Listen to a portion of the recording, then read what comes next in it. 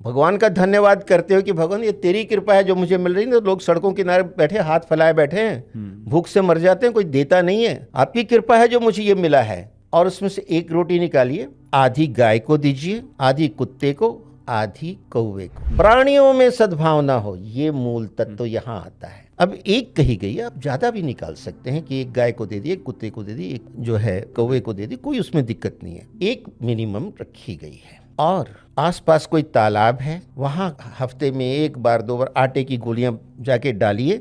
जैसे ही डालेंगे मछलियां इतनी सेंसिटिव फौरन सभी का ठीक हो जाता है और आपको इतना आनंद आएगा। आप क्या डाल रहे हैं? आटे की गोली मछली को, लेकिन मछली है कहाँ? जल के अंदर। आपके शरीर में कितना है जल तत्व? आपके शरीर में 70% और ब्रह्मांड में भी 70%। जल ही जीवन है।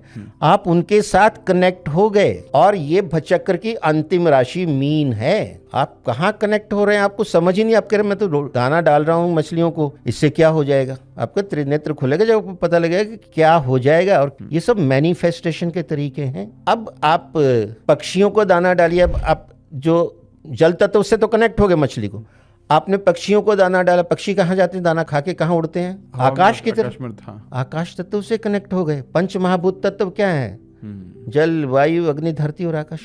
जल से कनेक्टेड, वायु से कनेक्टेड, और अग्नि जो सूर्य को जल दिया आपने, धरती पे तो आप खड़े ही हैं। अब जब आपने पक्षियों को दिया तो वायु तत्व भी उसमें आ गया।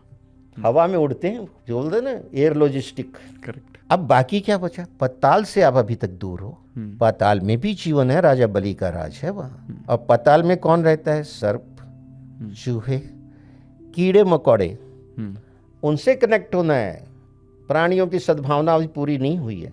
और वहाँ आप आटा, चीनी, काले तिल मिक्स करके देखिए, छेद होते हैं बड़े बड़े पेड़ों के नीचे जिसमें से चींटे चींटियाँ निकलते हैं और खा के फिर अंदर चले जाते हैं। वहाँ डाल दीजिए, वो खाएंगे। एक कटोरी में हजारों चींटे चींटियाँ खा जाएंगे और उनकी दुआएं मिलेगी। आप हजारों लोगों की पार्टी करें, उसमें कितना खर्चा और इसमें कितना खर्चा। आत्मा तो आत्मा है। जो ये उपाय मैंने छोटे छोटे बताए, ये आपकी दिनचर्या में होने चाहिए।